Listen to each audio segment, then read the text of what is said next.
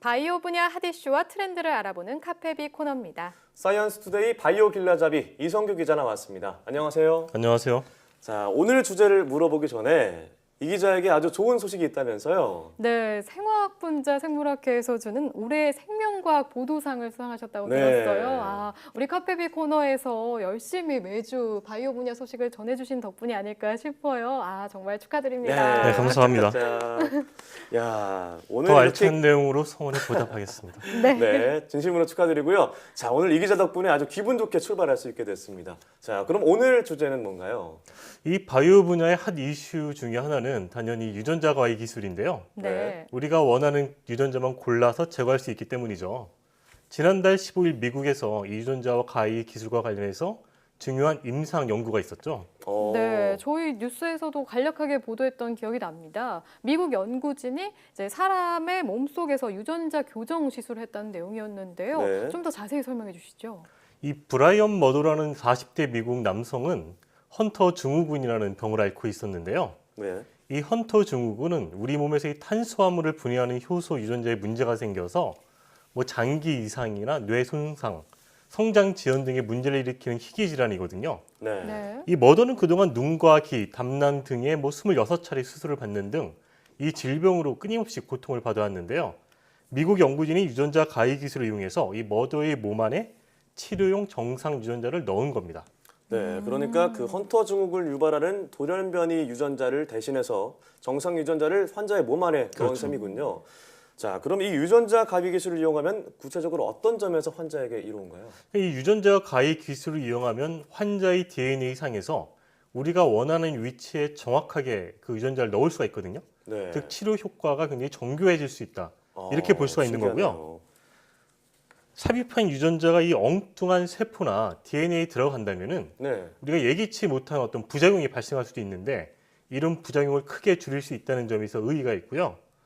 또 이 삽입한 유전자는 지속해서 단백질을 만들어내기 때문에 그 치료 효과가 반영구적이라는 장점도 있습니다. 네. 전문가 설명 들어보고 이어가겠습니다.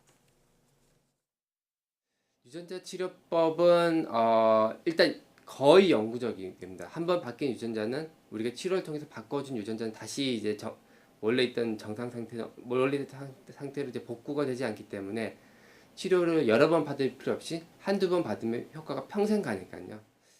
헌터 증후군을 잠깐 예로 들면은 네. 그 정상적으로 작동하는 이 탄수화물 분해 유전자가 몸 안에 들어갔으니까 정상적인 그 효소, 단백질을 끊임없이 만들어내니까 치료 효과가 계속해서 지속이 된다는 거고요. 이게 네. 한 번 삽입된 유전자는 없어지지 않기 때문에 네. 또 이렇게 반영구적이다 이렇게 볼 수 있는 겁니다. 네, 정상 유전자를 넣기 때문에 평생 치료 효과를 볼 수 네. 있다 이건데요. 이렇게 큰 장점이 있는 유전자 교정이 인체를 대상으로 한 게 이번이 세계 최초라고요.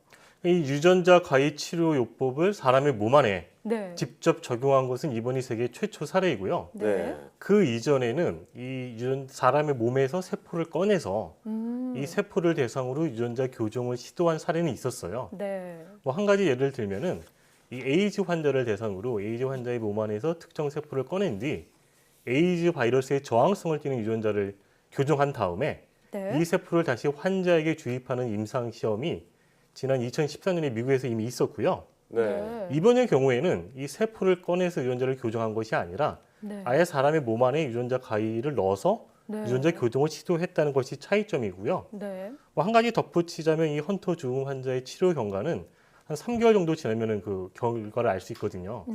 이 결과가 나오면은 인체를 대상으로 한 이 유전자 치료 시술이 안전한지 효능은 어느 정도 되는지 그거를 이렇게 알아볼 수 있는 계기가 될 것으로 이제 전문가들은 보고 있는 거죠. 정말 네. 중요한 전환점이 되겠네요.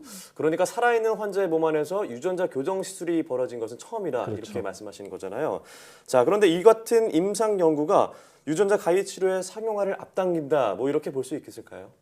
앞서 지난 2015년 워싱턴 DC에서 이제 그 유전자 교정 전문가들이 모여서 합의를 본 게 있었어요. 네. 네. 이 합의를 본 내용은 뭐냐면은 이 체세포를 대상으로 한 유전자 교정 시술은 좀 광범위하게 허용을 해주자 이런 거였고 이 배아 같은 경우에는 윤리적인 논란이 있으니까 그렇죠. 이거는 좀 더 우리가 좀 더 예의주시해 보자. 네, 좀 더 이렇게 좀 그렇죠. 유보적인 입장 이런 거를 이렇게 전 세계 과학자들이 컨센서스를 이뤘거든요. 네.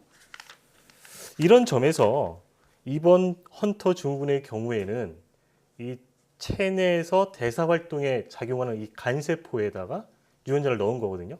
네. 근데 뭐 주지하다시피 간세포는 체세포잖아요. 그렇죠. 네. 우리 몸에서 이제 체세포를 한다면 생식세포를 뺀 나머지가 다 체세포거든요. 이 체세포는 유전자를 교정하더라도 네. 이 교정된 유전자가 후손에게 전달될 가능성이 전혀 없기 때문에 그럼 배아를 교정하는 것과 같은 윤리적 논란이 없는 거죠. 네, 그렇겠네요. 근데 그런 점에서 이번 시술이 이 체세포를 대상으로 한 어떤 유전자 교정 시술의 시발점이다. 전문가들이 이렇게 보고 있는 거고요. 설명 한번 들어보겠습니다. 이제 유전자 가위가 사람에서 직접 들어가서 작용하는 첫 임상을 했기 때문에 마치 우리가 보통 신약들을 개발해서 보통 환자들한테 하는 거랑 똑같은 식의 일들이 유전자 가위를 통해서 이루어질 거고 이러한 첫 시작을 바탕으로 해서 아마 광범위하게 굉장히 많은 질환들에서 적용될 겁니다. 그러니까 이 유전자 가위를 우리 몸에 이렇게 주입하는 것이 우리가 뭐 일반적으로 항암제를 투여받거나 다른 약물을 투여받는 것이랑 다를 바가 없다는 거죠. 또 유전자 가위 이 기술 자체가 네. 문제가 되는 어떤 돌연변이 유전자나 질병을 일으키는 유전자 자체를 건드리는 거잖아요. 그러니까 근본적인 치료가 될 수 있다고 보는 거죠. 네, 그러니까 암 환자가 항암제 치료를 받듯이 네. 유전자 질환이 있는 환자가 유전자 교정 시술을 받을 수 있다 네. 이런 말이죠. 아무래도 그러려면 활발한 연구가 필요할 텐데요. 이 연구를 좀 방해하는 장애물 중에 하나가 규제잖아요. 네. 유전자 교정 규제는 어떤 상황인가요? 그럼 우리나라에서는 현재 이제 유전자 가위 치료를 하려면은 네, 뭐 에이즈나 암, 뭐 유전 질환과 같은 몇 개 질환에 이렇게 정해져 있어요. 네. 그리고 여기에 더해서 기존의 치료제가 없거나 이 유전자 가위를 적용했을 경우에 뭐 현저하게 효과가 우수할 것으로 뭐 예상이 되는 등 아주 좀 이렇게 좀 제한이 굉장히 좀 많아요. 네. 네. 쉽게 말해서 우리가 하고 싶어도 할 수가 없는 상황인 거예요. 근데 앞으로는 네. 이 같은 규제가 좀 어느 정도 풀릴 것으로 전망이 되는데요. 아, 그래요?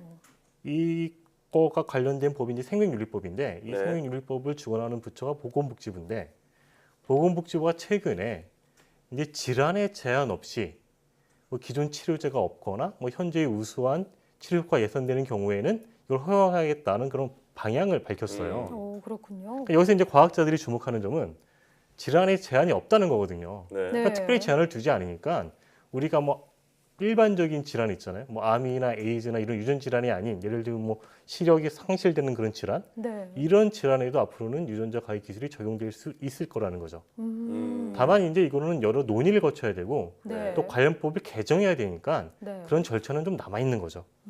그렇겠네요. 그렇군요. 자, 유전자 가위 기술을 이렇게 꿈의 기술이라고 부르고 있는데, 자, 앞서 헌터 증후군 환자를 대상으로 한 임상 시험 얘기를 했잖아요. 앞으로도 이런 시험이 계속된다는 계획이 있다면서요?